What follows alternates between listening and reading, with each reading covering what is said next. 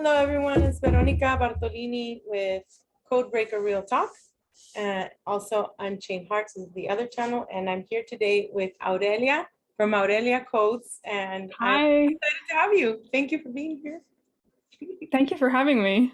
I love your It's crown. really good. Thank you. Make it. Yeah, you said crowns, we should wear crowns, and so this was the one I saw, and I just thought, well, Yeah, very over the top, but perfect occasion. you're so Yeah. beautiful. How old are you? Like 21 or something? No. Secret. I'll be 30 in a couple of years. Oh my gosh, you look so young. Thanks. You don't have kids yet, right? No. Wow, you still have a long, long life. I had my son at 27, and then my daughter, I was pregnant with Oh, her at 30. I started, yeah. I got married really young, like 20. Yeah. I met him when I was 21. I think I got married when I was about to be 24. So you still Wow. keep Yeah. going, keep going. You don't need to be in the institution. Yeah, it's much. I feel like it's well. I was gonna say it's less common now, but I feel like still people are getting married and like resonating with that Yeah, too. But, yeah. yeah, So if you don't mind telling people where you're from, and I know you've been listening to Kelly, and that's how we met. And then yeah. I really want people to know more about you. We had done this show before. Well, it Yeah. was It actually was not planned. It was like not it planned. became. We were like excited. We were just like let's post this, and then I Yeah, was like, oh maybe we'll do a planned one, yeah. and it'll be more. Yeah. So now you know what you're gonna say and not gonna say. Well, I never know what I'm gonna say, but I'm going with it. I know what's happening, so yeah. So But I'm gonna yeah. ask you, we can start from when you were little, like a young child. Did you have any That would be special fascinating. schooling that you were in? Um, how is it that you knew that you were like not fitting in with the other crowds? How did you know you had abilities? When did you start using them? And just your awakening, what they call awakening. We've always been awakened. It's just they put this little switch, Yeah. not remember. So things like that. That would be awesome. Hmm. Cool. Yeah, so what did you ask about school? Just there. Like any special schooling, like for example, with the programs, they usually put you in special schooling. For example, with me, they put me in Head Start at 3 years old, and that was a program that they told my mother that Oh, yeah. I I felt. don't think I had anything like that. It's funny because I'm actually like, well, it depends how you understand it. There's multiple ways to understand this thing, but I'm actually like a walk-in soul, which also could be, it's another part of my soul. Sorry, one was like, there's like an echo going on. Um, I will pause mine. Maybe. ah, that's better. It was at my end. Is Okay. that sound okay? Can you still hear me? Perfect. I was just putting myself off. Yeah, so I'm like a walk-in soul. There's multiple ways to understand it because it really is another part of myself, but it was as if um there were like two souls in this incarnation, like when I was coming in. And in a way, I was like this observer soul, and I kind of sat in in the higher realms in a way, in the some people might understand it as like the chakras, like the higher chakras. And it was like there was this other soul that was in the forefront. Um, and that's who people would be interacting with. That's who people would see. And that's who had the birth name. I chose my own name years later to kind of reflect this process. So my memories, is interesting the way I access them. Like most of the time, I don't really remember so many parts of my childhood, but I can retrieve them because I do channels. So it's like I have to feel into like this body, and then I can retrieve them because it's almost like I experience them from a completely like different dimension, um, from what was there before. But yeah, it'd be really interesting to kind of think back and notice the connections between different things. In terms of like a special school, I'd say like I went to it was a Catholic school. I don't know how I ended up there because like my family weren't Catholic or anything. But I was apparently like very fussy like as a child, and I didn't want to go to the other two schools that were near me, so that was the one that was left. And I was the only girl in my class. It was a very small class, so I mean, in that way, I guess it was like an unusual kind of school. I was very into writing. I would do what I realized later was automatic writing. since I remember actually writing. I was told that before school, so I painted from very, very young. And I kind of could understand words and things. So when I was about, I think it was about 2 or 3, I would paint like letters, like my name. I didn't get it completely right, but I had some understanding of letters. It was like a more intuitive understanding. And so I would sit at, I think I would stand on a kind of stool, and there'd be like a, that's funny, there's an easel there. There would be like an easel and a piece of paper, and I like my name and stuff, and people would watch like, how old is she? So yeah, like that's one of the earliest stories that I hear about myself. And then I almost forgot what I was going to say. Yeah, so after that, it was before I started school. I remember I would draw a lot. I loved to draw all the time, like all kinds of things. I would often watch Disney and like copy what I saw. And I would hold my pencil like this, and my my parents always tell me this, that apparently I was very stubborn. Like I would just like to this, they'd be like, "No, that's not the proper way to hold it. Like you're starting school in a month or something, and you need to hold it properly." And then I would say, "No, I will when I'm there, but like here, I do what I want. Like I'm just gonna hold it like this." And I think that probably came from like I would really tune into people that were around me, like their energy, and I'd be able to kind of tune into how I was supposed to be. Um, so I kind of understood that, and by the time I got to school, I just immediately started holding it properly, and then quite quickly picked up writing, reading, all of that, and was very passionate about it, and would write stories. I can't remember what they were about, all kinds of stories. I remember being really curious actually about twins for a long time, which kind of makes sense because of my astrology sign, and then also my feeling of being almost like two souls. Like there was a definite, very clear feeling of being two souls from very early. So yeah, I would definitely write about that, and I'd like write my own books, and just do a lot of art. And these were my two main things um, in school that I was good at. I loved to learn. Like I was like pretty intelligent, I think.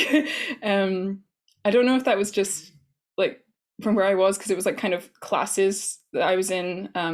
It was a combination of like different age groups and things. So, and I was the only girl kind of my age, so maybe there was something to do with that. But yeah, my whole school experience was definitely quite unique in that way. I don't know if it was actually any particular like organized like special school that I can remember. But yeah, as I got into high school, I started to find it really tough. I really just did not fit into the system at all, and I got diagnosed with something called dyspraxia eventually, um, which the way I describe it is it's kind of like dyslexia, but like with physical spaces, and like affects like organization, like understanding of like physical spaces a lot, and like mathematics and things like that. It's like my understanding is just so like not the typical understanding of things. So yeah, um, I think that might answer some of that question anyway, but let me know if there's anything else. Yes, that totally makes sense, especially with space and organizing Yeah, space, because we're so used to being up in space. Pretty much we're yeah, stars and you know galaxies where we can shapeshift into anything. So that does make sense. Um, yeah. I also had a problem with letters and um, Hmm. like dyslexia and Yeah. organization. I totally get you. I do. Um, it's interesting how it kind of reminds me of like the Montauk programs and um, Stranger Things, and there's certain videos that will trigger my memories. Like Yeah. there's a song called Midnight City, and they play it, and at the Ooh, same time, there's a group of I know that kids. song, I think. There's a group of kids that are in like I'll just say it. It's one of the agencies, and one of them is on the floor doing some geographics or technology graphs, and I can relate with that with me. There's other kids that are sitting down on the table, and they're playing with a kind of like a Rubik's Cube thing, and that Yeah. reminds me of when I was taken years old, and I had to, I thought they wanted me to mess up around with this cube with my hands, but it was actually, they said, do it with your mind. So that that sounds like you were, chosen for these groups or abductions or whatever. But you were you were gifted. I see that, and you were taken to the Catholic school because you are from royalty bloodline. In a way, it's kind of weird because in a way I see that you were protected, but in a way you were used for the programs. They were testing you.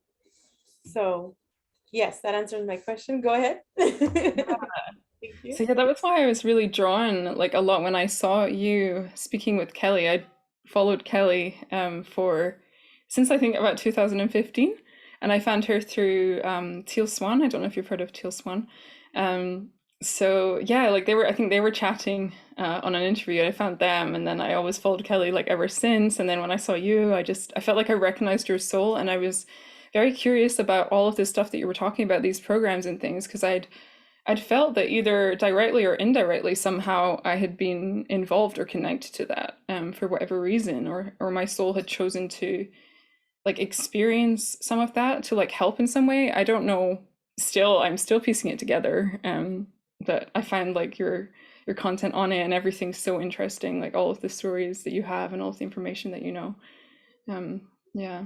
Thank you. Yeah, I didn't choose to be in these programs, and so many times I will be um, thinking, meditating, and sometimes I'll get upset because I tell my friends and myself, I said, my family, I said, I didn't choose these programs. I did not choose to be used in this way. Later on, I now know that I'm here for such a time as this, as a guardian of the galaxy, will say, or more, right? Once I had the awakening, I see now that I'm here for a greater purpose. And I don't know if you want to talk about targeting, but I Mhm. would like to know if you've been targeted or not, because see, this is one of the signs, one of the many signs Mhm. that we are in these groups, either abducted a my lab or a super soldier or Yeah. a starseed being used in these whatever kind of programs that they have, because there are many. Yeah. So I talk about it a lot, like how, I've had break-ins here. They haven't taken anything. They've broken into my mother's home twice. They followed my family. They follow me all the time. Um, they'll send me what I coined the CIA love bite. They'll send me these people, men and also friends that Yeah. are trying to distract me from what I'm speaking now about and connecting with you and others. So do you have Yeah. anything to say as far as, have you ever experienced being targeted or being uh, tried to stop you in some way of perhaps doing your career, or maybe you might want to get into, Yeah. if it's okay with you, what happened. um Yeah, I can touch on it for sure. Yeah. thank So for a very long time, I think I was very protected, and the way I would think and believe, it kind of meant so it's like I kind of just didn't believe in anything. I got to the point where I just didn't believe in anything like negative, and I was just like, that's not real. Like like entities targeting. It's like I could see it, like I could see it as this like almost like astral reality, and I was like, well, I could kind of detach myself from it, and I felt very protected for a very long time.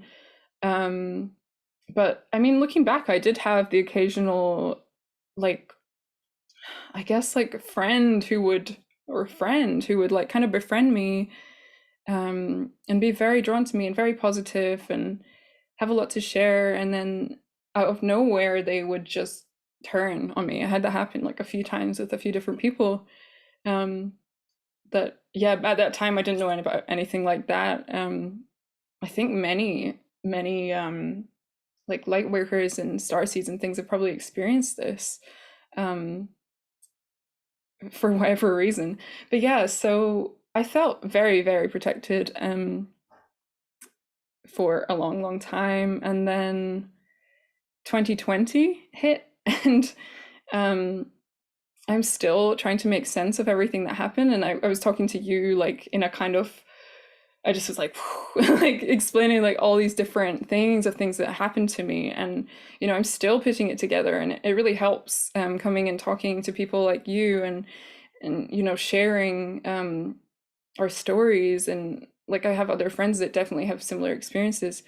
So yeah, in 2020, I'm trying to even think where to begin with like all of the things that happened. I mean, I don't think I've told anyone like all of the different things that happened. Some were good, some were bad, but it definitely did feel like some kind of targeting. Like I still have that part of me that like wants to go back into that, like it doesn't exist, like this just isn't a real thing. But I think especially since 2020, there's just been more and more evidence, and it's like more and more people are experiencing this timeline, more and more people are experiencing things like this happening, I think because of what's going on in the world, and like what they've been allowed to do.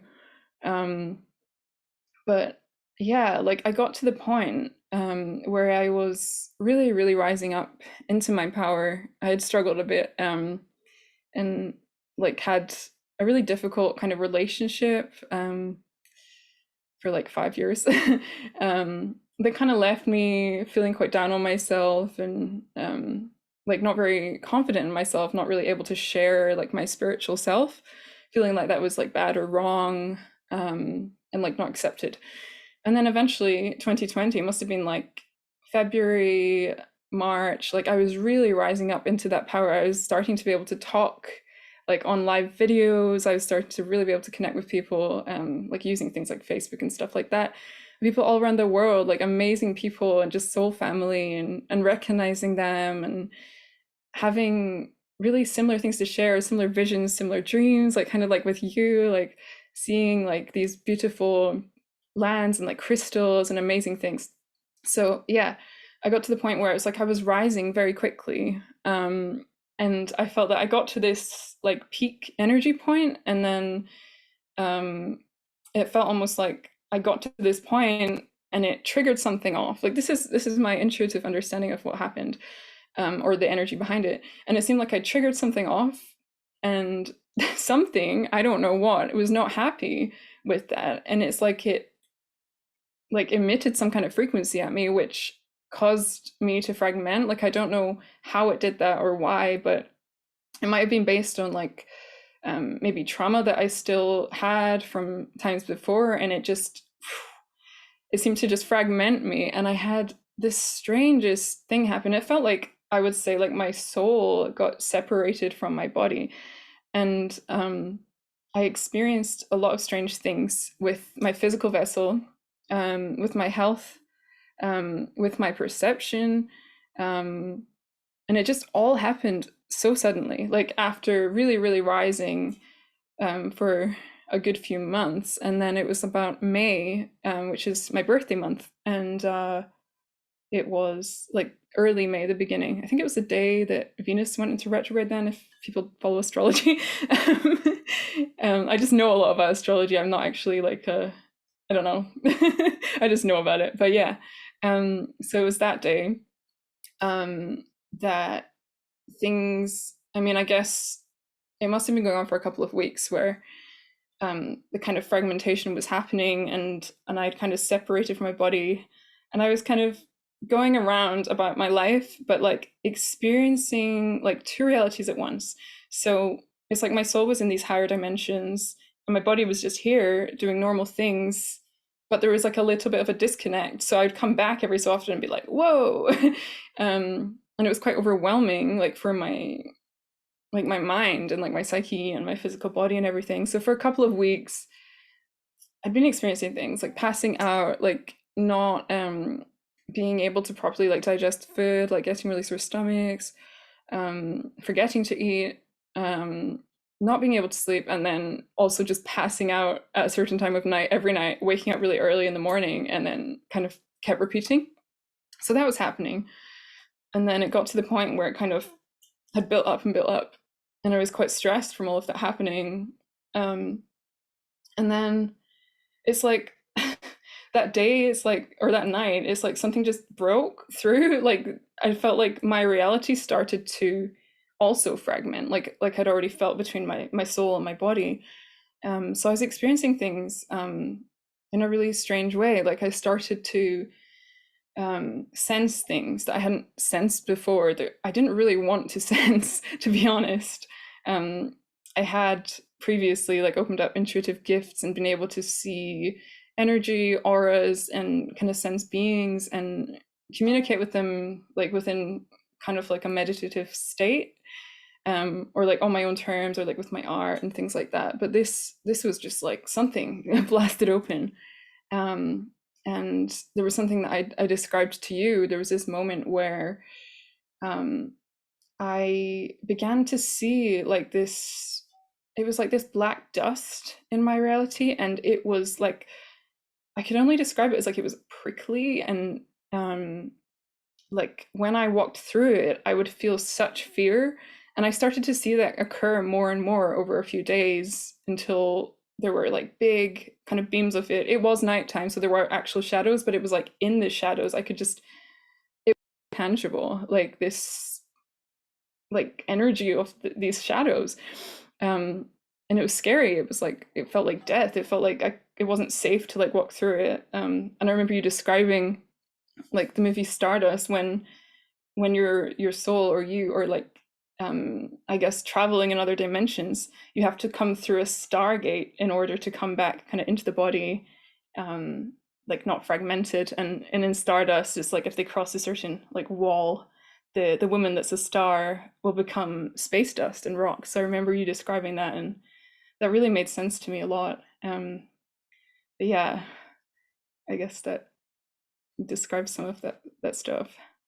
Thank you. It sounded like they were targeting you with the like the Omega project, like trying to, this is what I see there. It seemed like they were trying to fragment you enough to separate you from your soul.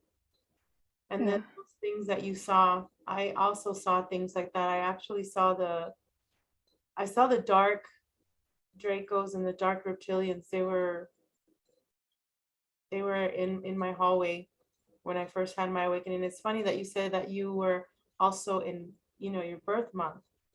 That Yeah. happened to me too. February of 2017, I had another friend that happened.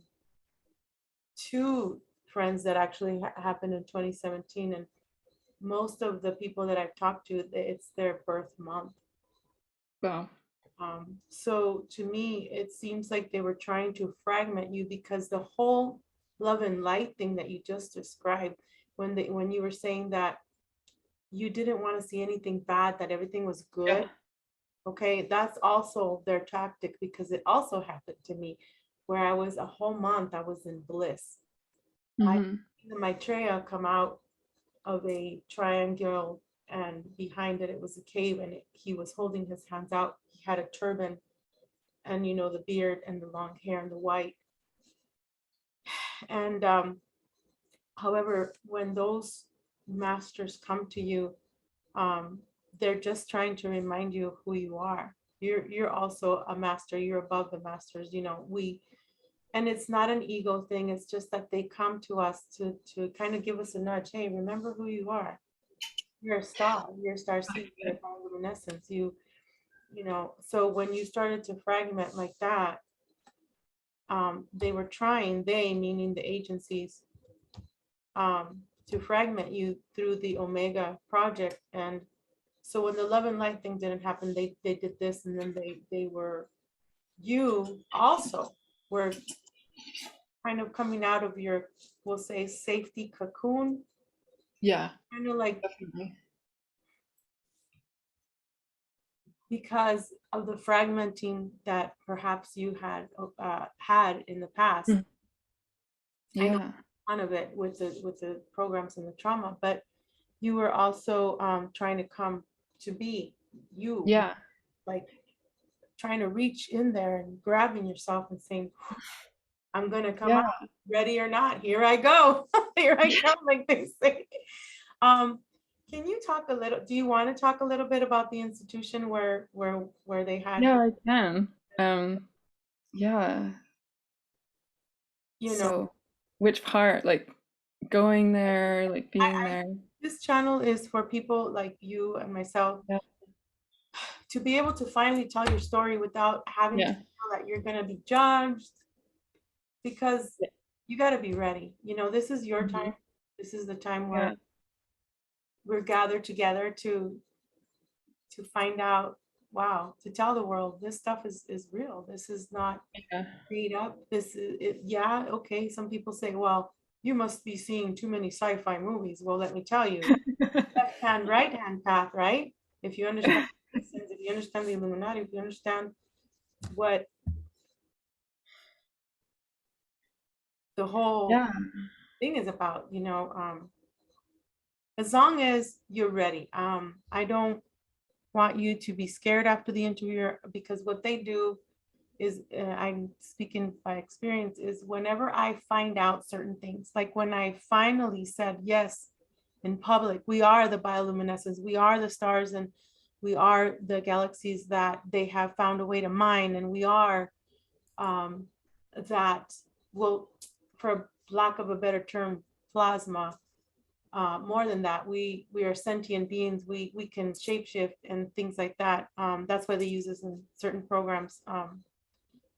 There sometimes will be like a fear that they will try and put in the back of your mind Yeah. and say, oh, you shouldn't have said that, or Yeah. and that's when it's like I did the right thing. I'm not going to be scared, but I only tell you and others, only when you're ready, come to me, because this is not BS. This is, Yeah. I remember hearing you say that on Kelly's yeah. thing, like only if you're ready to like remember and like And, remember who you are. I don't, some people may say, oh, well, are you mad? No, it's just that I'm passionate about it, because so many people have been gotten rid of, right? Oh, he had a heart attack. Well, that's some scalar and sonar stuff that they sent to him to shut him up, or her. They've gotten rid of so many people because they were scared to speak, Yeah. and maybe they retracted there's a lot of people that have been also on Carrie Cassidy's show where they have retracted their testimony, and Carrie's like, I'm not gonna, they're on their deathbed and they're like saying, oh, I shouldn't have said this, but some people will wait until their deathbed to say things, and I don't want to wait till then. I've already Yeah. time, and I want younger people too to know, hey, there's Yeah. stuff is going on. So go ahead. Mhm. Yeah. Well, I think like this time, like the more recent time, it's been like harder for me to accept because this kind of thing did happen to me in 2012. Interestingly, I think it's interesting it was 2012 and 2020, were both times that I ended up in institutions, like the only times in both times. And at both times it was like I was feeling such a sense of like the world at large, like the collective and everything was really going through something and really fragmenting, and um I felt like a lot of responsibility. I remember noticing that is what I felt at both these times. But yeah, I after that happened, it took me like 9 years, 2012 one, to like actually begin to even get to a point where I felt like I could heal from it. It was crazy. Um, That's and then really interesting, because I was also depressed and dealing, getting epidural shots and everything, gaining all this weight, and had the hysterectomy uh, in 2012, and it took me 9 years to finally said enough. So that's amazing. Real quick, I'm not going to interrupt, but I want to ask you, 2012, mhm. isn't that the end of the Mayan calendar? Do you think you made Yeah. a connection with the Mayans? And also, wasn't that like the end of the world kind of thing? Because I know in a parallel Yeah. reality there was an end Yeah. of the I world. was afraid. Yeah, I remember being afraid. Like, I think so. Looking back on this whole walk-in thing, I feel like it was about November 2011 that I came in, or I became aware of the kind of two parts of myself. And that could have been a fragmentation, like of the two parts I've brought together now, or I'm still kind of bringing together and keeping. Um, but yeah, I was very aware at that time, like 2011, of like it approaching and being the end of, I believed it to be like the end of a timeline, but it was very intense, and I was getting visions of like things that were happening. I was seeing in my mind's eye, I was seeing stuff like countries like being lifted up and like floating and like taken off and like looked at, and then like deciding what was happening. I guess it seemed like some like um some kind of consciousness was deciding on like how things would go and how things would be. um and a lot of my psychic gifts and things were opening around that time. And I was afraid. Like, I thought that people I loved and knew weren't going to make it, so I was like getting all this channeling coming through, and I was kind of like, the people I loved and the people close to me, I was just like saying all the things to them, like as it was coming through, before I'd even integrated, before I'd even landed it, because I was so afraid. Like, I was like, they're not going to make it. Like, I need to like teach them. I need to like tell them what I know, what I'm feeling, what I'm hearing. So yeah, I mean, I guess it's like at that time, that energy that was coming through me, it was like so new to people. They were just like, she's crazy. um and so I had like people at the time I was in school, and like people would be like talking to my parents like, there's something up with her, like what's wrong, like really worried. I'm concerned about her, like she's changed. She just, like, I changed overnight, like my personality changed. I wanted to heal. I wanted to just step into my power, and I wanted to do it all right there, right then, all at once. And so I did kind of flip a switch, and I did change like pretty much overnight. And I was talking about a lot of stuff that people had never heard about before. A lot of that stuff now, looking back, like over the years, is stuff that people talk about all the time now. Like, it's not that far out, like the stuff I was saying back then. But now it's like I went through it again 9 years later, um, just as I was really letting go and releasing and healing, um, from the first time. Because I tried to like do like therapy and like talking about it and all of that, nothing worked. And then like some healers kind of helped me temporarily, and then I finally started to discover like somatic work, somatic therapy. um, I'll talk more about that later. Um, but yeah, it was like just so hard to accept, because I was like, no, I've come so far. I'm releasing it. I'm finally going to be living. I'm finally going to be myself. I'm finally going to be me. I'm going to be able to just own everything that kind of happened. And then it was like something was just like, oh, really? Is that so? And then it was like it just brought like the same experience, but with everything back then, or now, to me. And it I don't know, I just like, no one, it's like no one can be prepared for it. Like, um yeah, I don't know. I've kind of got off track, I think. I forgot like which part I was going to talk about. Yeah, it's just, it is really overwhelming. And um About like about your family, and who was it, or how did it come about that you were sent to these institutions because they thought you were yeah, because it happens yeah, to us, they think she's lost it. yeah, yeah. Because I feel like anytime, like, I don't know, usually I'm pretty strong, like on the outside, or like to my family and friends, and I like will keep stuff in. And then it's when something is really new to me and something is really challenging, that they, if they see that, it's like they panic. And it's like that kind of catapults things like out of control more, when I think that when I do go like off balance, or I'm experiencing really intense things, I do really quickly come back into balance, and I kind of learn from these strange experiences. Like I'm quite, like you could say, like quite a shamanic kind of person. Like I will like learn from these unusual kinds of experiences and like learn in these unusual ways, or remember, you could say. um but it does feel like being with family and not, I don't know, them not fully being like experiencing things that in the way that I do, and me not really being able to share them. um it can just look really, I guess, like shocking on the outside. And what happened was like they didn't even intend, like this time I think, it's this system, like the system is so broken. Like the pharmaceutical system, and like the medical system and all of it, it's so like on one level, on the surface, anything deviating from the norm and it's just like all treated the same way.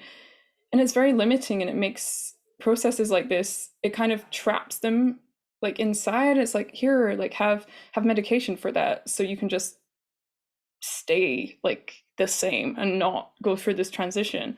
Even if like going off balance temporarily means like coming back into balance, it's like they don't understand that. They don't expect people to have that spiritual awareness and awareness of themselves, or desire to even do that. But anyway, so the way it actually happened, in 2012, it was like I was having anxiety attacks in school, and I actually reached out for help. um, I'd been going through a lot of things like in my personal life, and like it was affecting like my schoolwork and like my grades and things like that. And I wanted to do well, and so I seeked help. And as soon as I went to seek help, I thought they were just going to recommend me to some kind of therapy that would help me like work through my emotions and my feelings. Um, but no, I spoke to them for about 5 minutes, just about being bullied and things. Because I think I was bullied like most of my life for just being a bit different from like the people around me. And like it got to me. I think I was 17 at the time, and it really really worn me down by then. And I just was looking for some kind of help. And I was just explaining to them some of the things that had happened, and for some reason, they just there and then said, "We think that you have bipolar." And I remember I didn't know anything about it, never heard of it. I think thankfully, because it was like, but I knew I didn't resonate with it. Like I just felt like that's not right. Like, what are you saying? Like I felt like they were just kind of writing something down so that they didn't have to help me with like what I wanted help with. Because maybe it's like that system didn't even have the resources to do that. They just wanted to, it was much easier to make a diagnosis and give you a medication to just kind of quiet you, and shut you up so you wouldn't complain anymore, than actually help you. So that's what happened. And it was really really disorientating and really traumatic to just be told that. It was like I felt like I was being told that I was wrong and kind of like everything was my fault. So it was from there they had that they took note of it. I think they gave the medication to like my parents or something, and so it was in the house. They weren't going to make me take it or anything. But I just remember think like the way I saw myself at that moment like really changed. And I just like I started to see like myself as broken, rather than just not fitting in with the surroundings, not harmonizing with the surroundings I was in, just being a bit different. So yeah, from there, it's like they had my details. I think they gave my dad like this number, like, oh, kind of if she gets out of hand, call this number. That number was the crisis number, and I don't think they didn't know that. So there was a time like where I got quite stressed out, and I was raising my voice. Wasn't something I usually do. Like I tend to be quite a calm person, so I began doing that. And then of course they phoned the number, and then they on the number they like kind of arranged like, oh, come in for a chat with us, we'll help you. And so I thought, oh great, like they're finally gonna help me and I'll get the help I want. And it kind of went a similar way. And I was just describing different things that happened, like friends who weren't really very good friends, like kind of just yeah, being bullied a lot really. um kind of struggling like with my grades and being quite upset about that. And at one point I burst into tears and they just saw that as, oh, whoa, she's way too emotional. She's clearly manic. She has to stay here overnight. And I didn't know like anything about this, and neither is my family at the time, that by law they could actually hold me there because um they just decided that like that was, they already had a previous kind of diagnosis there, and I was prescribed medication already. So it was like they could very easily just be like, right, no, you're staying. And there was nothing my family could do about it. It was so sad. Like I remember seeing like the sadness in their eyes, and like they just like let me down, and I was like freaking out, and they were like forcing me to take this medication that I'd never done it, had anything like that. I was like, this is like, I don't know, I've always been very sensitive to even like painkillers and things. So I was very like, what is this? I don't want to put this in my body if I don't know what it is. But they made me take it, kind of threatened with like injecting me and stuff if I didn't. I was terrified, like 17, just like crying. Like my dad had to like go home. There was nothing he could do about it. And like I was just kept there. And they they they eventually, I found out later, they had me on this medication that apparently they give to like violent males in like prison, and they were giving me like this like 800 milligrams of like whatever this was, and the side effects were crazy, and I was having like all of them, not all of them but a lot of them, and they didn't do anything. And the next, I was just completely groggy for like 3 months. Ended up being, they said, well, take it a day at a time, it'll be a few days. It was 3 months. And so the next day when I woke up, like after being in that bed, I was so freaked out. Like, what is this place? It smelled weird. It was weird colors. I didn't, I'm just like very sensitive to all these things. And I remember complaining that I didn't like the color of the curtains because it was like green, and like the whole room was green in the morning, and it made me nauseous. But I think I was really nauseous because I was so freaked out and nervous. I didn't know what they were going to do. And I already felt very altered, very strange. I didn't have energy to even like put my shoes on. And they must have seen that. It's like, oh, she's clearly crazy. Because I think they didn't know that I had been given like that medication yet. So then, yeah, so I went without my shoes on to go and get assessed by this doctor officially. And he saw me in that strange, groggy way without without my shoes on, just walking through the corridors. And it's like, yep, like kind of, yep, she needs like all this. And it kind of kept spiraling out of control. Which ended up lasting 3 months. And eventually I did get out because they had this thing in place called like an advocacy. So there was this woman, she had like this long, like gray hair. Honestly, it seems like she was from somewhere else. Like when I think about this now, like long gray hair, like down to her knees. She would come into my room, like I think it was once a week or something. And at first I ignored her, like I didn't know who she was or what she was. I didn't trust anyone. I like, this has all been happening, and like I didn't know that anyone was on my side. No one was listening to me. Um, and yeah, eventually I, through her, got in touch with a lawyer, and went to this like small, almost like a court case, but like a miniature one, in this room. And they had the doctor and like all these people. But this was months later. Eventually I noticed her and like went through this process. And it turned out they actually had no grounds to put me there, because they had just decided, because I think that the thing that is required by law is if the person is a danger to themselves or like a danger to others.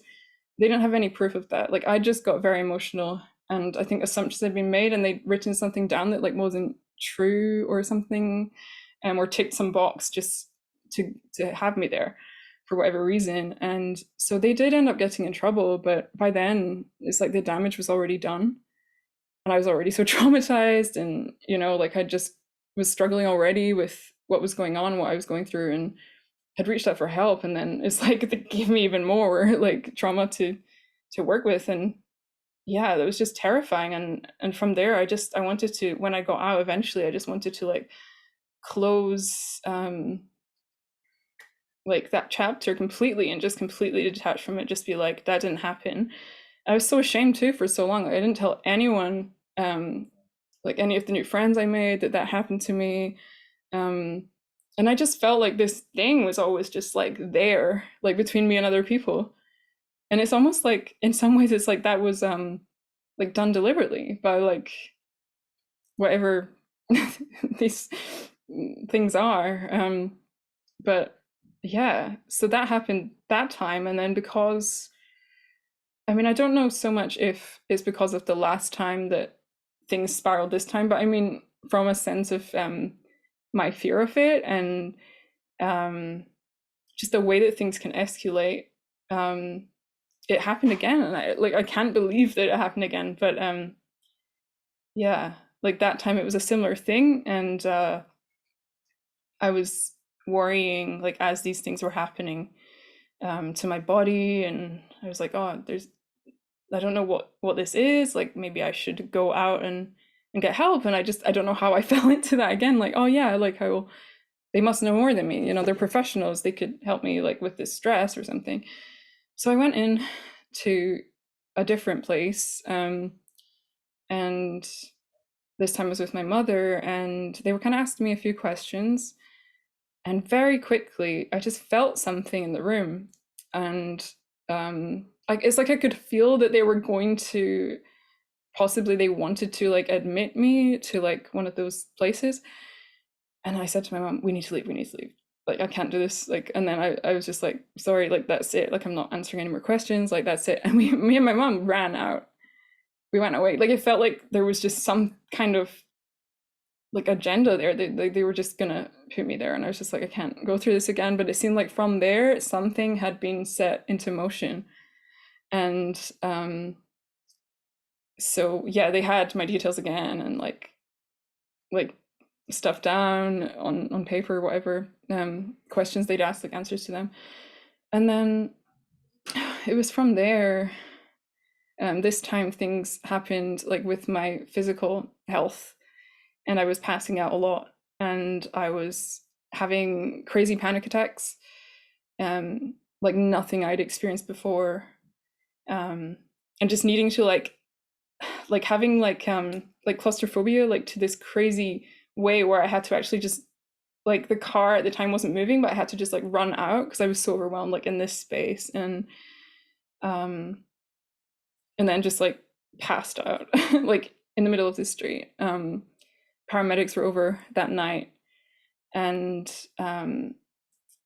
they said I had like a fever or something, and I was freezing though, like shivering. But they say that happens when you're yeah, when your temperature's not right. Like, you can feel like to yourself that you're very cold, but actually you're like overheating quite dangerously. So I was really scared. I felt like I was gonna die. Like, I think with the panicking, I was just like, oh my god, I feel like I'm gonna die in the night if I go to sleep. Like, what's gonna happen? And then the strangest thing happened. It was as if I, whatever state I was in, like with the like what had happened and like being really panicky, it's like I couldn't properly go into like a normal state of sleep. And I think what normally happens when people sleep is like they will like leave their body, go to like wherever they go when they're sleeping. But it was as if what happened was my body didn't let my like whatever my soul like kind of leave it in the night to like refresh, because it was panicking, it was in fight or flight. And yeah, just thought the body was going to die. It felt like kind of under attack from whatever energies. And so what happened was I started to sleepwalk. It's like if the soul couldn't leave and travel around, it's like, oh, I'll take the body with me then. So I began to sleepwalk, and it's also really strange. I can be very tuned into like my surroundings and stuff in the night, and like I can almost like come out of sleep and back into sleep very easily, and kind of know what's going on in my surroundings. Like, so if I'm sleeping, like I can kind of sense what's going on in other rooms, conversations that are going on, like if the postman's coming, what they might have. Like, I just tune into all these energies. So it was like I tuned into something, and I just got out of bed randomly.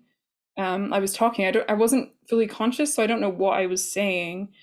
But my family like realized, and they were kind of panicky, and kind of things began to escalate because they were all panicking a lot and kind of like trying to grab me and like make sure like I went back to bed.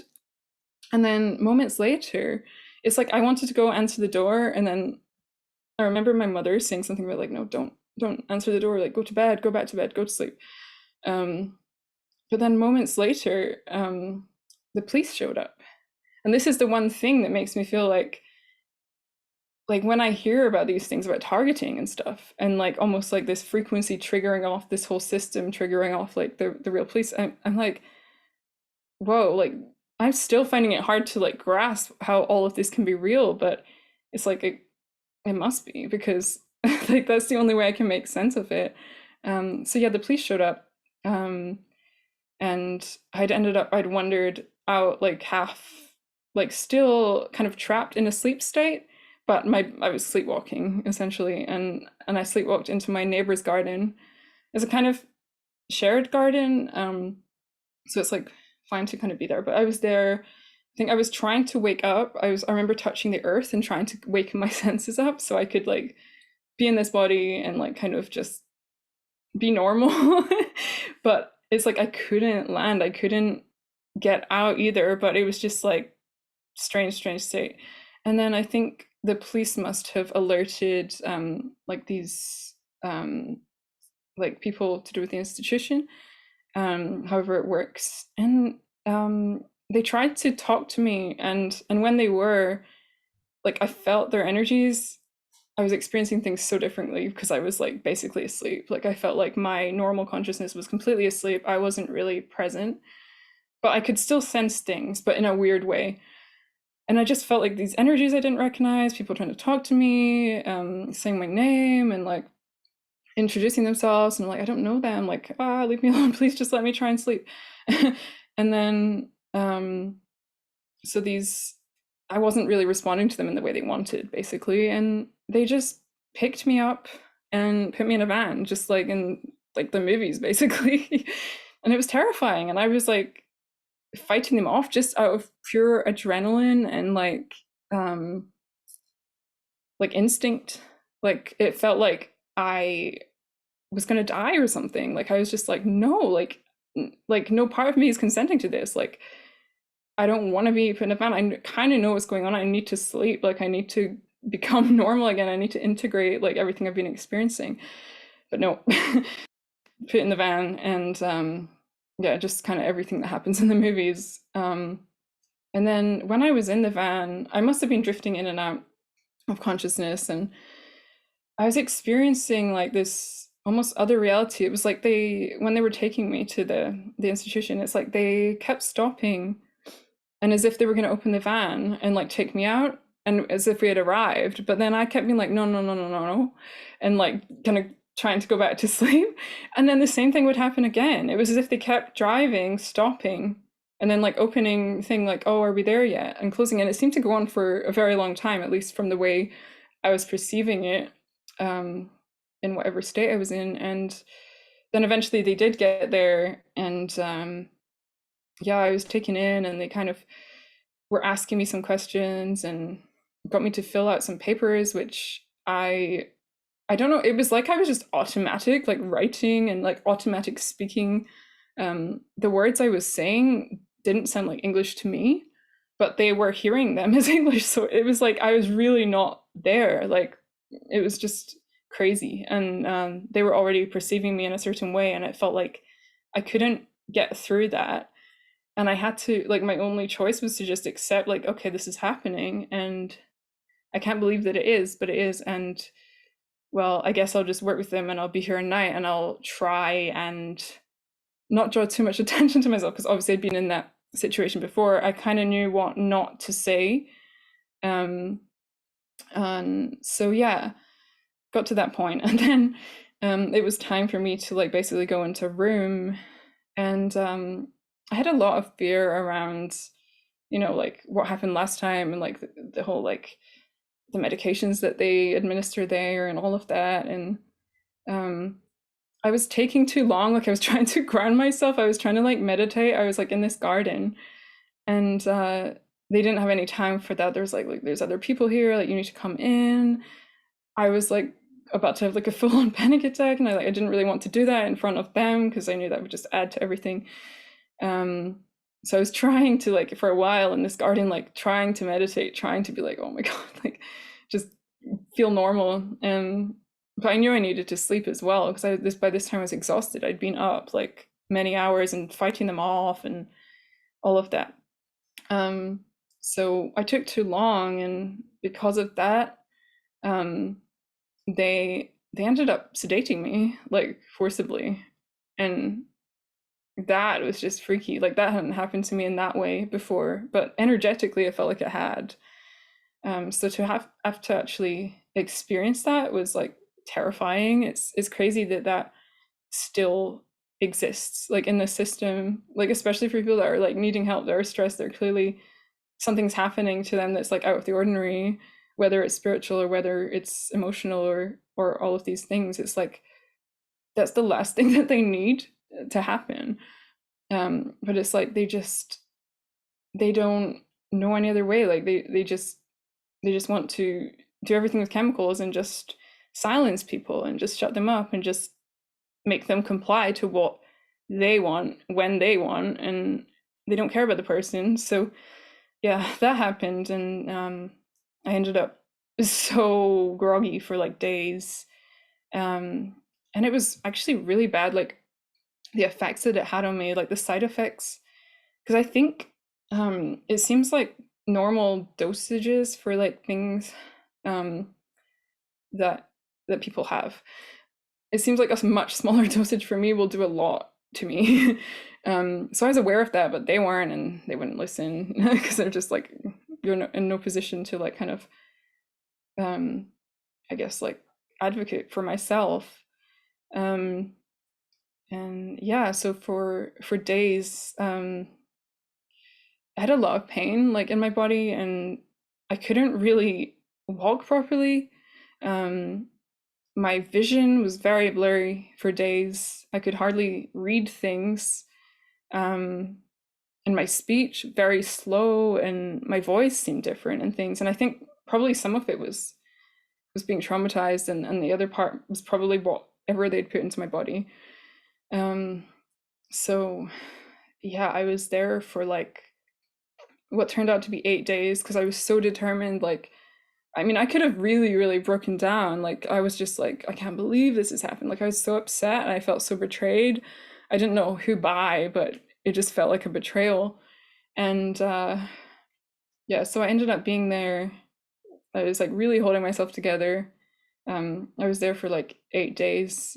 And at that time, I wasn't given any kind of medication again, but I was really working to try and like cleanse that out of my system. And it really did do damage at that time. And it took a very long time to kind of undo a lot of that. Um, but yeah, so I did get out after that, but by then I was terrified to go back to my family who I was staying with at the time, and because I just didn't trust that there was safe because of what happened there. So it's like I didn't feel like they could protect me. Um, so I didn't want to be there. I wanted to be somewhere safe and somewhere of my own where I could really anchor my own energy and have this kind of protective grid, like in whatever way I could do that. And I did end up having a place to stay, but it was tough. Like it was really, really tough. And um, yeah, I ended up getting taken back there as well. But yeah, I think that's we've talked a lot about that. You were, okay, so when it happened the first time, it's May 17th, and you were there for 30 days. And then the second time, you were there for 8 days. So the first time was in 2012, and then I say the other first time for 2020, that was the beginning of May, Yes. and then the next time would have been about June, the end of June. I see. And So then I'm, yeah, that was a few months actually, June till like August or something. is this after you were staying away from your family that they took you again? Again, yeah. Mm-hmm. It just seems they were trying to trigger an altar or something. Yeah. They didn't want the real you to come out, so they were trying to Crazy. Do you know it's crazy you say that, because I felt all of these things when I was sleeping in that place I was in on my own. I was having, and I had not thought about this stuff before. Like, I started having these dreams about like all of these like things about altars and like MK Ultra and like trying to make me this like persona for like public and like because I like sing and like do music and stuff, and it was like all these things were coming into my head and coming into my dreams, and my voice was changing. I was having these weird switches. So yeah, it definitely does seem like something like that. But I was fighting it. Yeah, the switch that they were trying to keep was the Omega switch, like we talked before. The Omega project is a self-destruct switch that they place in us. So that way, if we get out of hand, Oh, that just makes say, sense. kill Yeah. yourself, right? Like what happened with me, and then with you.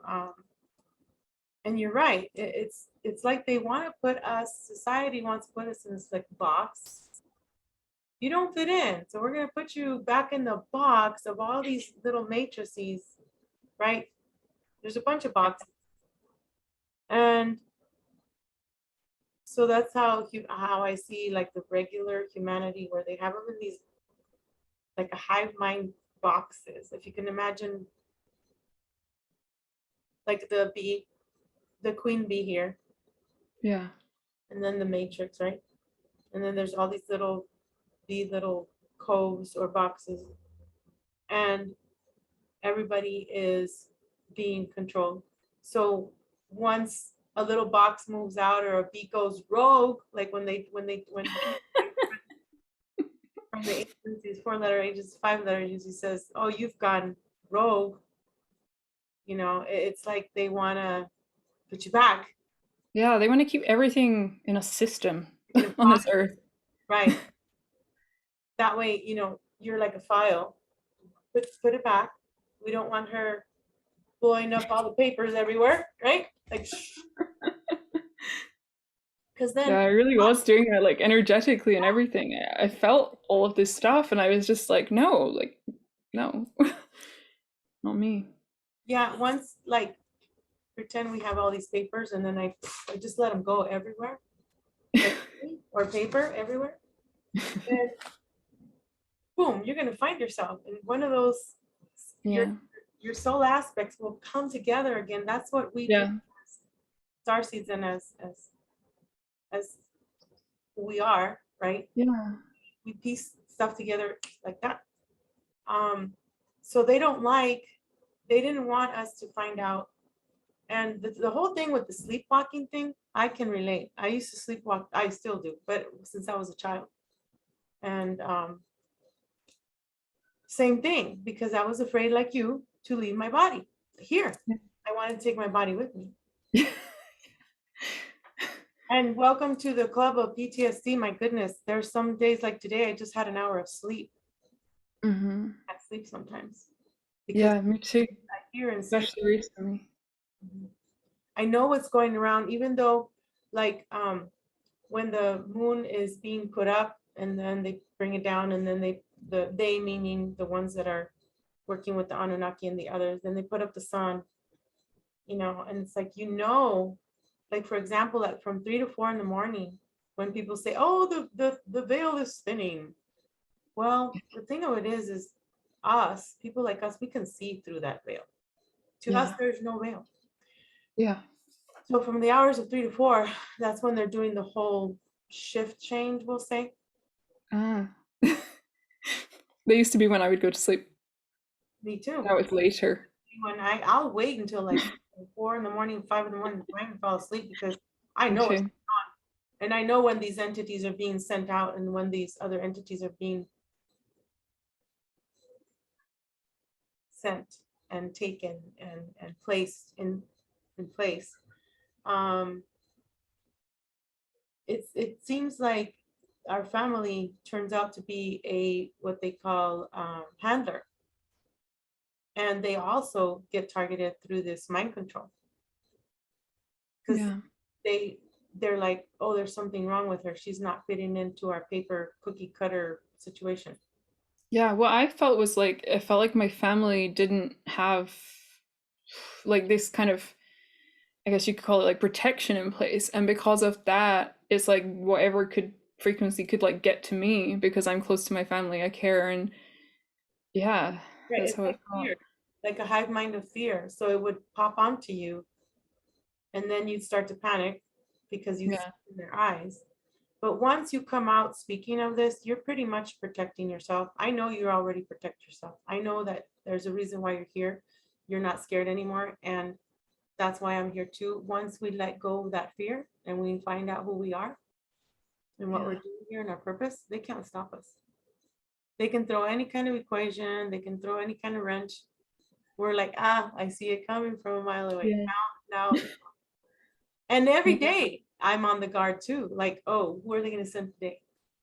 Like, I question everything, and I'm sure you do too. Yeah, for a long time I was like afraid to question it and to be tuned into it and to feel all these things. Because I think for a long time it's like I was feeling them and I was reacting to like these energies, and but I was blaming it on myself. So that was for a long That's what time. they want. That's And what. then when you go away from that, it's like you're seeing all this stuff and there's still something that makes you want to be like, no, no, I'm just like I shouldn't be looking at all of this stuff. But if you do know and you're aware and you see it coming, then it's like then you're empowered. Like Right. you're sovereign from it. A lot of my life, a lot of my life, I question myself. What's wrong with you? Because, like, my mother would say when I was a kid, ¿Qué tienes? ¿Qué? ¿Ahora qué? Now what? Now what's wrong with you? Mm, And when I came to that sense of telling myself, I love myself, there's nothing wrong with me, I freed myself. yeah. Because all my life, it's like, well, what's wrong with me? What next? Like, I'm so happy right now. I know something bad's gonna happen. Oh, and then what happens? Something bad would happen, right? Because that's the programming that they have here in Disney and Hollywood and federal, whatever you want to call it. Yeah. Even the music videos, it's they want you to be, they want us to be in panic mode, um, not being sure of ourselves, like, but once you already know who you are and you ask your own questions and you answer your own questions, you don't need a psychic medium to tell you, baby, who you are. You already know Yeah. who, and you empower yourself every day. To me, like at night, most of the time I will turn off the phone. I don't know how you do it, but for 3 years I was listening to binaural beats of 432 hertz, and it helped me to trigger my memory and stuff like that. But once I said, you know what, no more, I'm going to listen to all the nicks, crannies, and whatever, all the frequencies. I'm going to confront them. I can tell there are entities trying to my layer in my bedroom. I'm like, dude, get out of here. Like, don't come bother me. Unless it's like I do have the energy and I want to talk to that, we'll say the person that is stuck between the dimensions, and I have to take her or him back to where they want to, either back to their life or Mm. another dimension, or if some people want to go back to source, because I'm not going to go back to source. See, because source is actually, this is how I see it, and no offense to those who believe that source is God, okay, because it is another entity. The angelic realm, the Elohim, the Eli Elohim, the ones 12, 13, 14 gates, all those higher dimensions that I talked about in class, in the bloodlines class, they actually took source and they are using it as a source field. Source is like us. We're bioluminescence. It's like they trap source, just like they wanted to trap us. With the Monarch program that I was involved, that Peter, the insider from ACIO, finally was able to give me my records. It took me about 4 months to get them. I'm very grateful for him. He said that I was holding wormholes in stasis sometimes because I see auras and I work with energies, and so you're able to capture them, Mhm. talk to them. Myself, I'm able to do that with animals, plants, anything. My cell phone, my vehicle, whatever. Most people will turn around and say you're crazy, but no, this stuff is real. And so I was able to talk to these entities and say, okay, hold it now, because the we'll say the powers that be, unfortunately back then when I was 3 years old, 6 years old, um, I didn't know that they were doing, we'll say, bad stuff through the wormholes. I could move and shift planets, stars. I can do all that. The ones that are like us can do this stuff. That's the whole secret. They don't want people to know. So I have a big feeling, this is my thing, is that they took source as well as they tried to take us, our power, to power their worlds. Yeah, Right? it's like what happens on the micro happens on the macro level as well. Yes. So how is it now, going back to you, how is your family now? Were you finally able to say no more, I'm not going back to these institutions? But what happened after?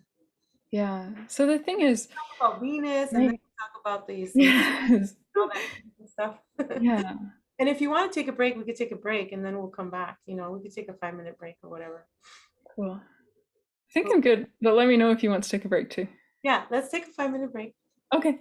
And then that way we can, because it's very emotional. And Feel your energy. yeah, Feel I mine. feel I feel sometimes when you're talking, especially about the institutions, because I was in institution twice, from with family and by family, and because they didn't know also what the hell is going on. Excuse me. yeah. It's very emotional. So we'll take a 5-minute break. Thank you.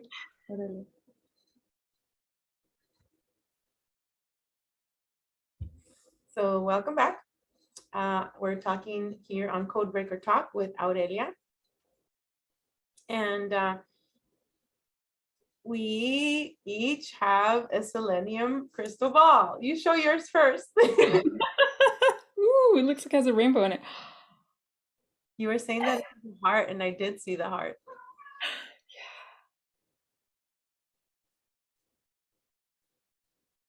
It's like it only shows itself sometimes. You can't really see. Oh, it I was. got a candle. You'd be able to see, I think. I saw it before. Oh, there. Kind of. You know, I noticed that mine was all over was just white when I got it, and I sit it down inside a Himalayan pink bowl that I have, and now it has seemed to break up. So cool. My kitty cat, she wants to go outside. No, mama tita. Oh. So this is the one thing that I was telling you. Like I want to be able to see through it like a crystal ball, and it has totally It's like opened. open for me, and I'm like, mwah, thank you, crystal ball. I love you. Oh my gosh, yours too. Yeah, mine has a part of it. That is so cool. This reminds me of all the colors and everything that I see in it. Like this Yeah. color. By the way, my friend gave me this really pretty mermaid. I'm gonna show you. Mm.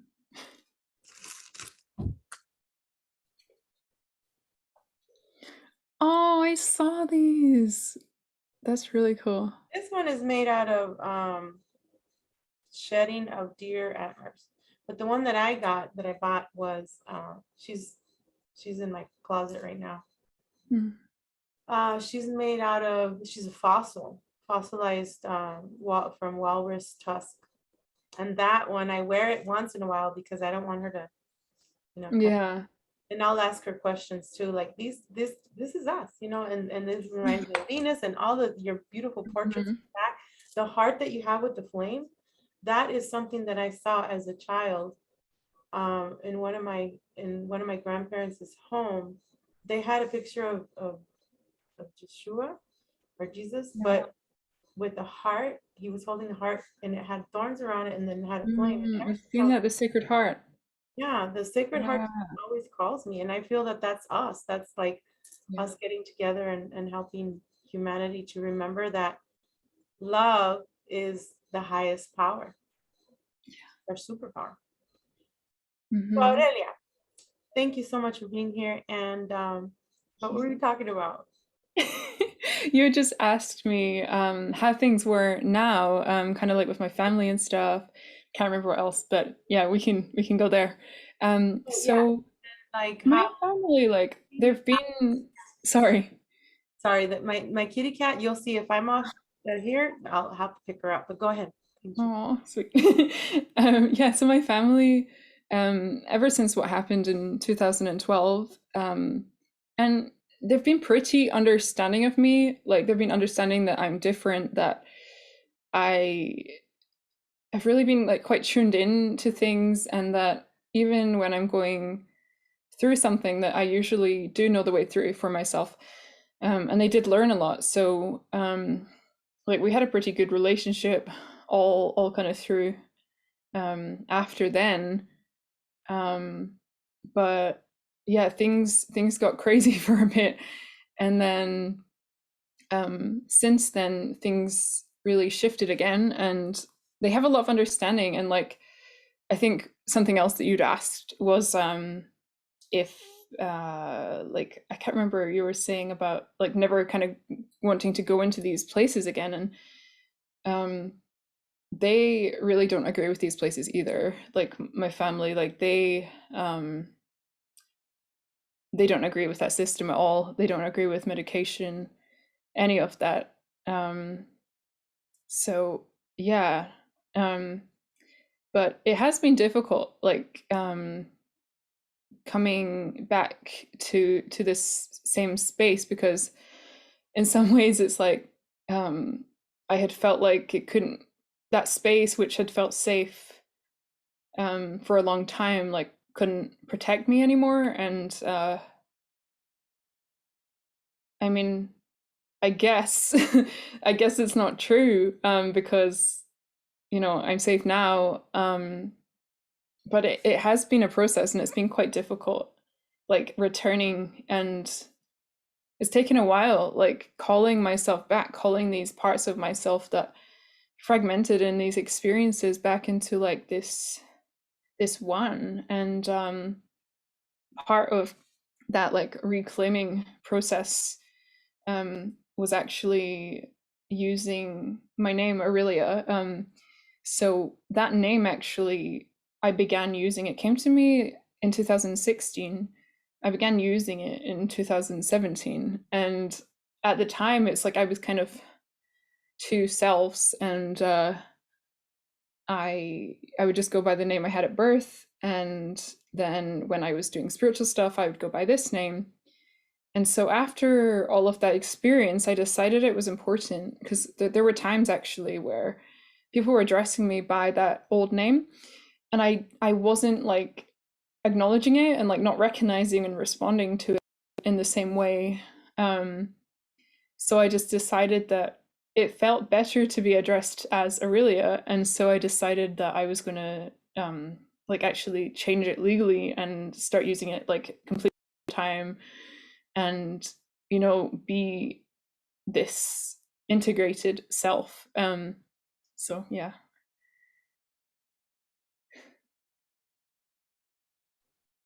I can relate because I did like I was doing like automatic writing, and then I was asking my higher self, well, myself, like, what is my real name? Because back then everybody was like saying, well, you know, you are known in the heavens as something else, some other name. And so I finally, I closed my eyes and I was writing, I think like 4 pages, and then finally I opened my eyes, and it was just writing scribbles, writing whatever came, and then I saw, and it was Kumru, which is white dove, or God's white dove. Oh, oh my god. My name, and I told my mom the other I'm day. so sure you a second. Yeah, go ahead. I don't know if it will show up on camera, but what I'm wearing, it has a white dove on the back. Wait, where is it? Okay, you can't really see because it's like ruffled, like under there. Can you see Oh my like gosh, the yes, I little see it. Oh, qué bonita. dove? Beautiful. Oh, I love it. So I'm gonna let you keep talking. What I'm gonna do is take my laptop outside and let Kiki out because she's really stressing out. And we'll continue, okay? So go ahead and keep talking. Okay. I'll be Um, right back. what else? I can't remember. I know you were gonna talk about the somatic. Oh yeah. therapy? Yeah. So I don't even know where to begin with that. I mean, yeah, I'll go for it. Um, I guess this system here, what they have in place for healing and like getting over trauma that happens, um, it it seems very, very limited and very much they put it in the mind, like they any kind of experience, spiritual awakening or initiation you could call it, or whatever experience that you're having, lesson or whatever, they put it all into this category of like mental health, and like it's only on this mental plane, it's on one dimension. Uh-huh. And what they offer for that is really just talking and usually and like medication. And the people that you're like talking to are usually people that have not had those experiences themselves, or if they do, they're not diving into it in a spiritual way and in this empowered way. They're kind of managing it and using medication to just keep themselves in this like frozen state and keep like whatever it is, the emotions that are trying to process through them, and for them to like grow and be empowered, they're just freezing it and being this like like frozen version of themselves. Um, so I found for years I was very frustrated that I would be looking and seeking a lot to talk to someone, or I didn't know why I needed or why I wanted, but I knew that I needed some help to process like what happened back in 2012 initially, and like release that and finally feel like there was nothing blocking my way of expressing freely, and really getting over feeling like ashamed of my like who I was like at the core, like as a soul. um and for years like I went from place to place to place trying to find that like acceptance and like or process or like thing that I was supposed to do to like help that, and I didn't find anything until 2020. And um, that was when I realized and I learned that when we go through something traumatic, it's stored on an energy level, an emotional level, and that is actually stored in the body, which is like the somatic layer of reality and of yourself.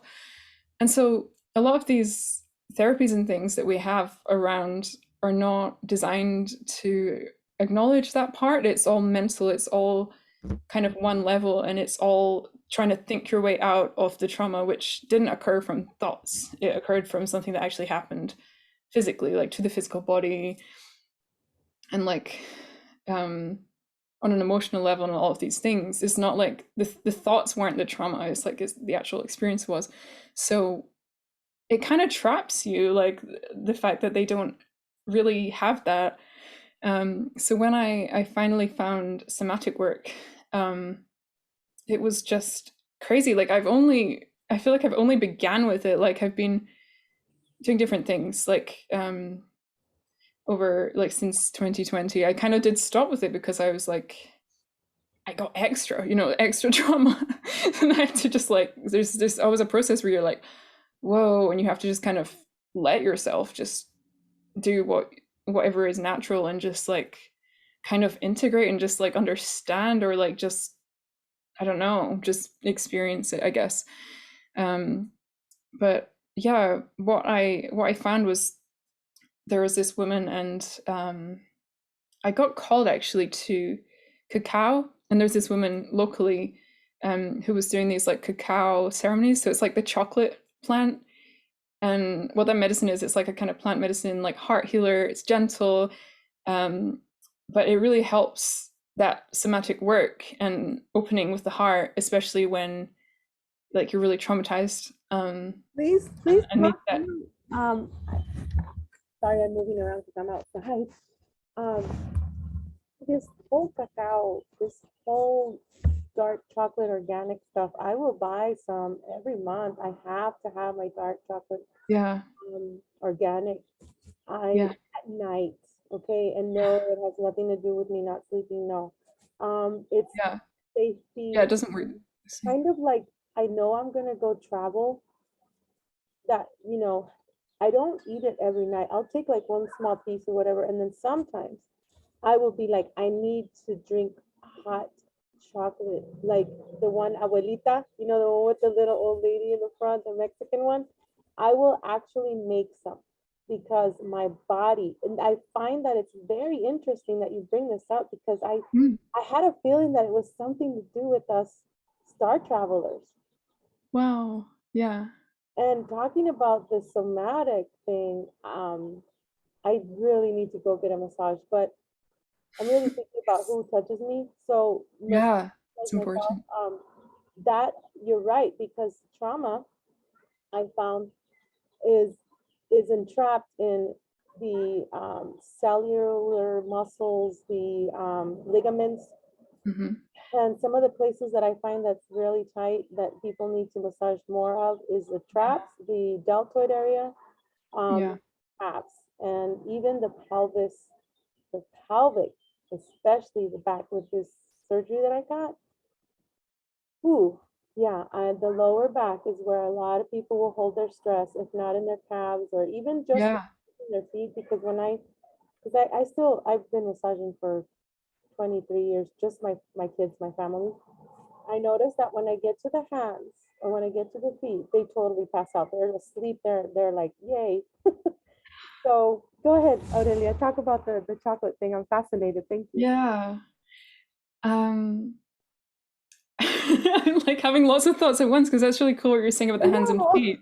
Because I find that they're really good points of like, I guess they're like energy centers, and I find when there's tension in other places in the body, when you massage the hands, it can all actually release just through that. I mean, I guess that's what reflexology is. People talk about like the hands and the feet. I don't know loads about it, but it's fascinating.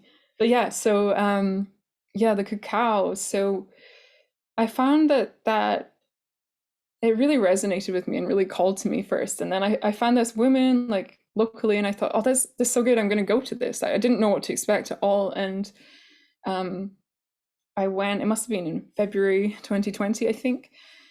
And I went there and it was just beautiful. It was like all women, and we were doing like womb work and like kind of speaking to the womb, communicating with the womb, asking it what it needed, and like just expressing like with movement, like the somatic level, just in this intuitive way that didn't have to make sense to the brain.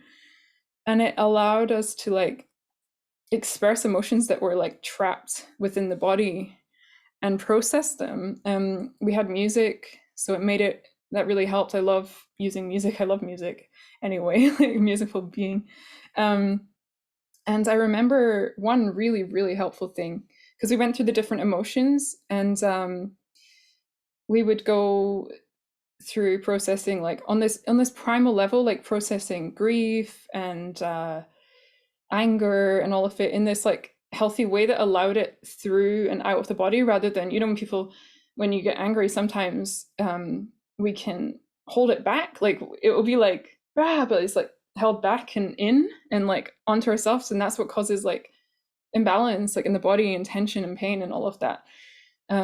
So I was kind of shown how to allow that grief and that emotion that is so primal, right through the body, just out and through. And it was really beautiful. Like I was in tears at one point. Like some of the other women were in tears.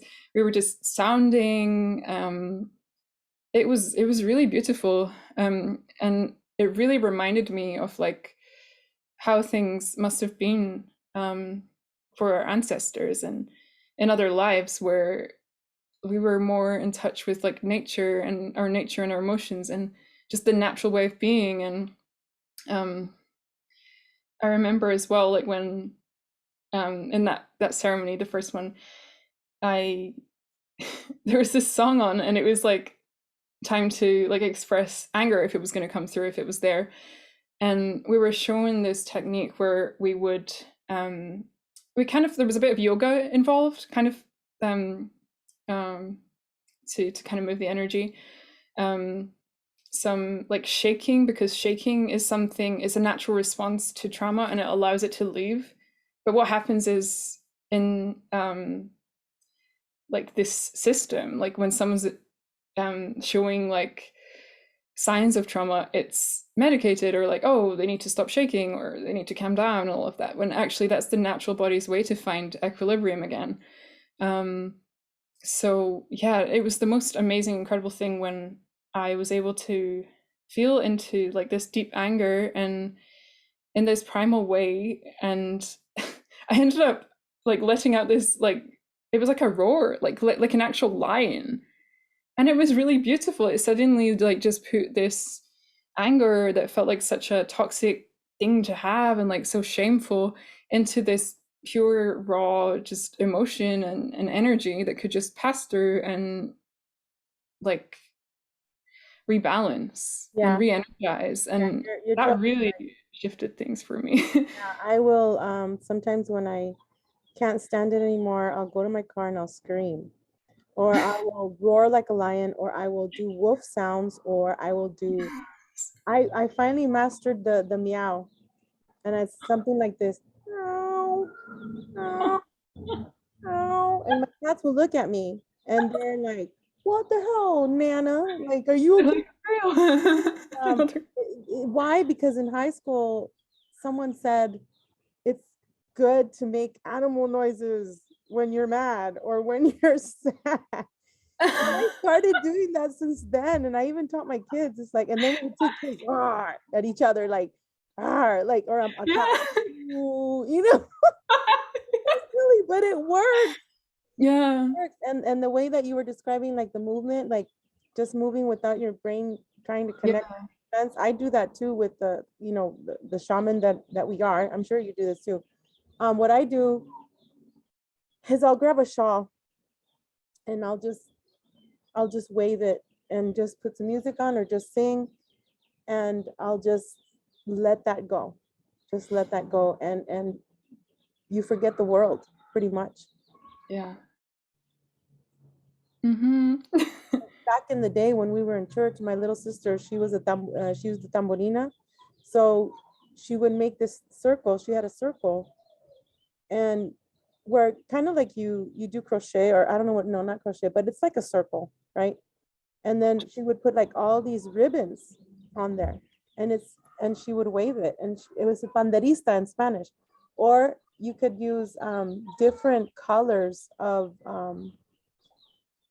you know how they have like rubber bands like that, but you can use different colors of like handkerchiefs or whatever, and then you just wave that away. You wave that away what you don't want, and you wave in what you want. So does that kind of make sense? And I didn't Yeah. interrupt, but I'm fascinated by your stories. I love that. It's like one of the most healing things. And another thing I found through the kind of somatic work was ecstatic dance. And I found I would have, I think due to the trauma and like the stress, like I would have a lot of pain in my body. And I found like just intuitively dancing by myself in my room, like sometimes in the dark or by candlelight. Um, like just doing that, like the next day, like all the pain would be gone, and I'd have thought, oh, I'm gonna need like about 3 massages to get that out, and sometimes just dancing will actually release that and put you back to your natural like heart-based authority, and then that's where everything exists. True, and I take a lot of hot baths because sometimes I can't walk and it's like too much pain everywhere. So the hot baths help and the movements help. I'm grateful now that I have a stationary bike, but I can't wait to just like use my regular bike and go. But it does help any kind of movement, because what it is you're talking about somatics. Your body kind of takes in whatever emotion, and it kind of like enslaves it unconsciously or subconsciously in the body. And then when you remember something, whether it's a sad thing or a horrible thing that happened, you'll start getting the pains in the Yeah. certain place where your body held it. So that's why I believe in everything that you're saying, and massage, like I said. But Yeah, your turn. I love to get massage like each month if I can. Yeah, I love hot baths too, and Himalayan salt in them because they've got the magnesium, and also the cacao has magnesium in it too. Magnesium's amazing, like for so many things. I found it so helpful. Like I find I'm quite fussy with which like supplements I take and like minerals and vitamins, but I'm always guided to like what I might specifically need, and magnesium has been one of these things. Very helpful. I find that if I don't take magnesium during the day, I'm like more wired than I need. I mean, even though I'm wired anyway as it is, but magnesium helps me.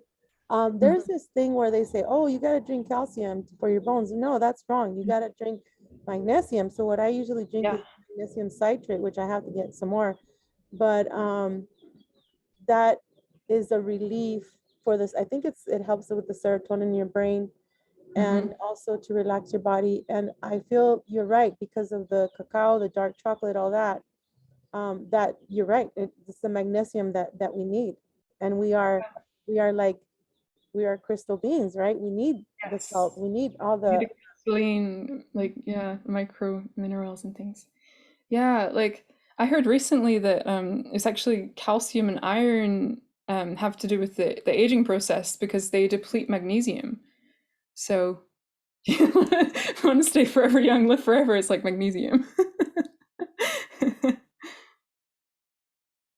There's my one of my aunts. She's a Scientologist, and ever since I was a kid, she would say, "You got to drink Calmax," and I'm like, "What's that?" And she would buy a powder with calcium and magnesium, and she would mix it, and she would make me drink it, and I'm like, "Oh, cool." I didn't understand back then what the heck, but now as I'm older, and I find it very interesting and intriguing how just like you said that your body will actually let you know what it needs. Because when I hit Yeah. the gym, I'm gonna hit the gym next month. I'm so excited. But of course, I gotta be careful with the testosterone in me because I've had testosterone since I can remember. I started working out, lifting weights when I was 13. And before that, I was doing, football, basketball, volleyball when I was in elementary, anything.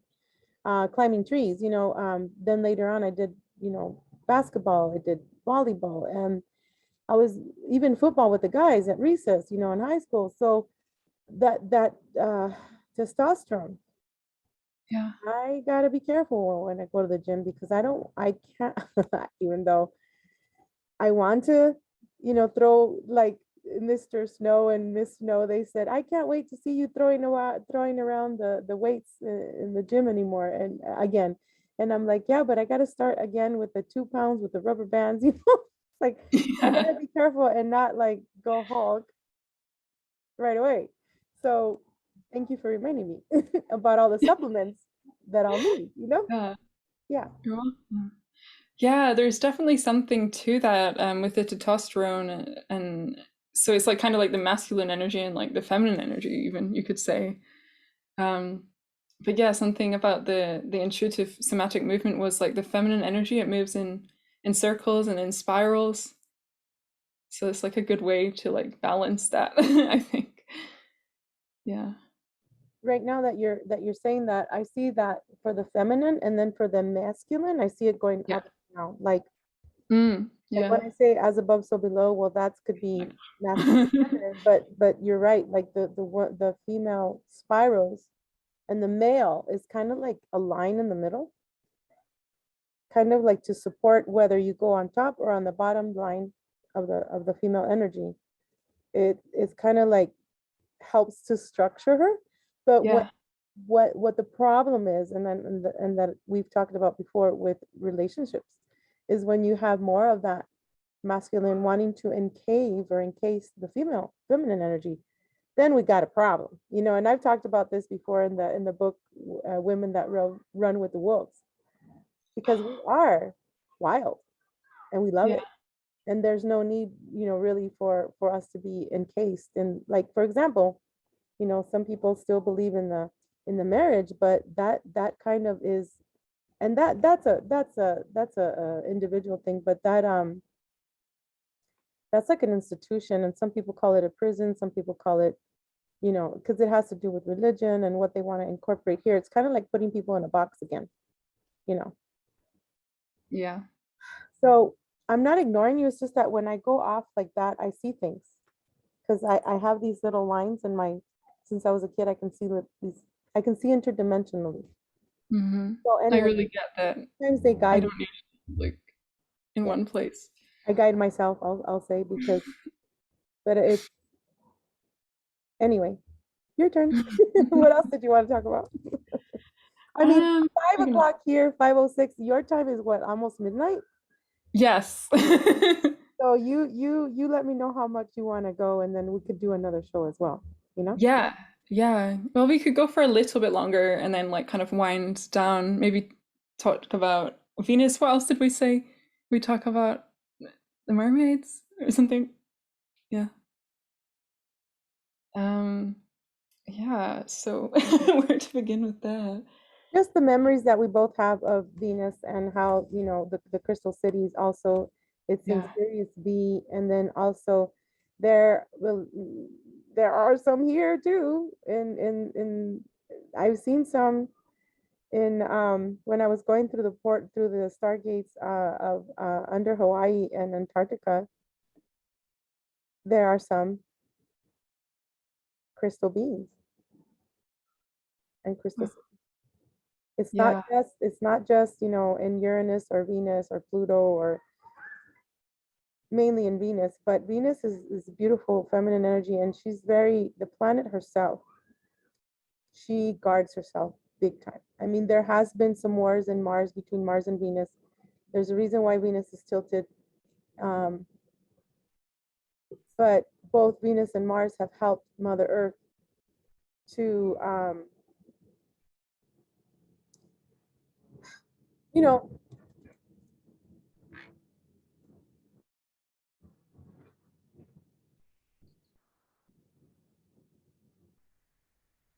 there's a bunch of bikers going through. But anyway, you go ahead and talk. I'm going to mute myself. I wonder if that Bikers are here. I would. love it. Yeah, I really, really connect with the crystal cities. I sometimes have found like places in nature, like when I'm going around, that it's like with my inner vision, I see like these crystal cities like overlaid on top of nature, mountains and things.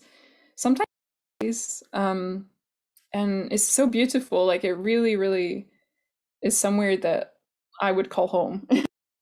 And it inspires a lot of like the things I paint, like here. And I actually have some prints in front of me because last time I had like the background was like one of my things. Which one? I'll show you this one. Like I just feel like this is very much it's quite shiny. Hang on, let's take it out. Venetian kind of energy. Like very crystalline. Can you put it up again? It's so beautiful. Yeah. I love it. Yeah, I got it printed on I think it's called Gilsley paper.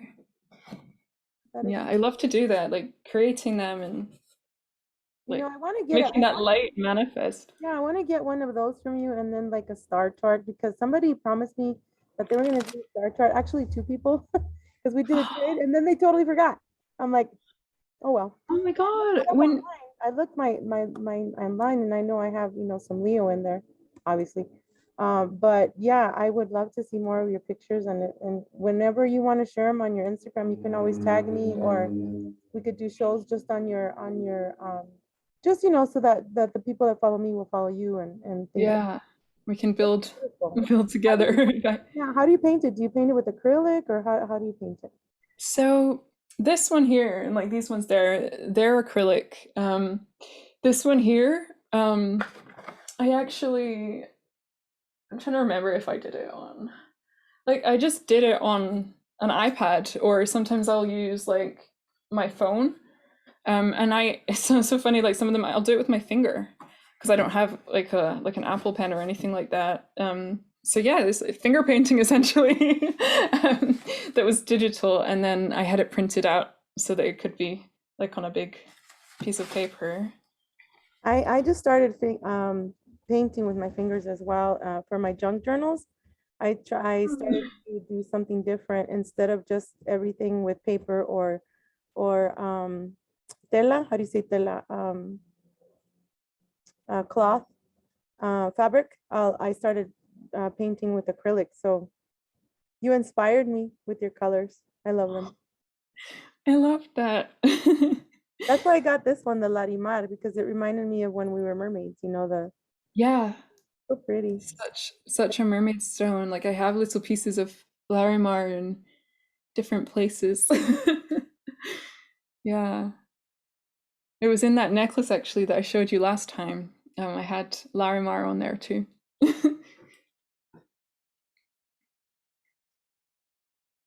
Yeah. What else? What else was there? Or have we covered everything?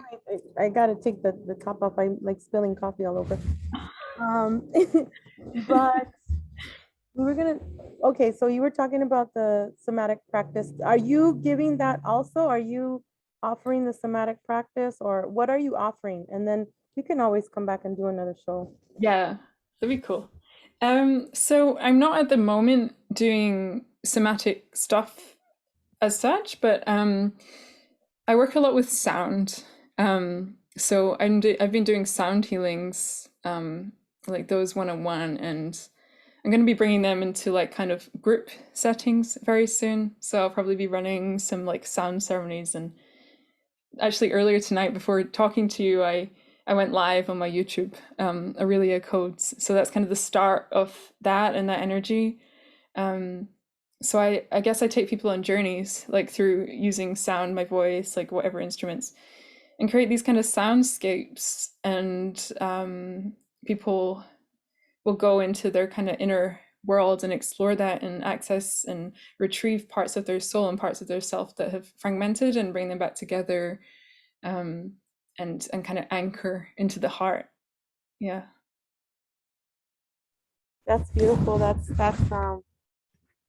it's like what I do too, like when I do the remote viewing for people, or if they want, the session, whether it's for super soldiers or not, whatever, it doesn't matter. Our channel shouldn't just be for one or the other, it's for everybody, I think. And I always work with the heart as well. And real quick before I forget, when you were saying the green, that you didn't like the green curtains that they had, sorry, this one is saying, um, it also has to do with reprogramming your heart space. So as soon as you said that, I'm like, these mother effers, Do you know it's crazy because I just realized the green curtain I didn't like the first time.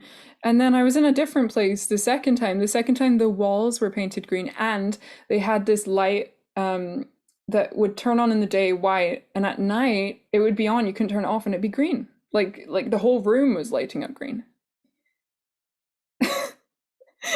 So That's crazy. And if you notice, like a lot of like the Disney or Marvel, like with me with the Hulk, I'm green, and then my other twin sister soul is green. She's Gamora. So I think it has a lot to do with like the bioluminescence that we are, that we can turn into any color, but they will use the green kind of like to get the power from our heart space. That's how I see it.